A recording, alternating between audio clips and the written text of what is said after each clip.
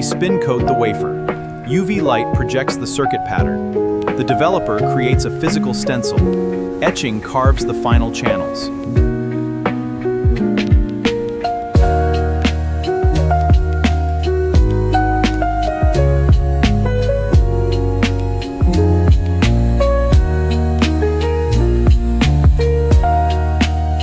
In photolithography, light from a source passes through a photomask. Optics focus the pattern onto a photoresist-coated wafer.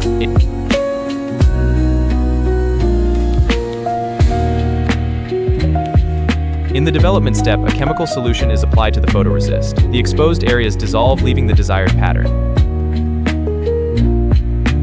First, the etching process removes material. Then, doping alters the wafer's electrical properties.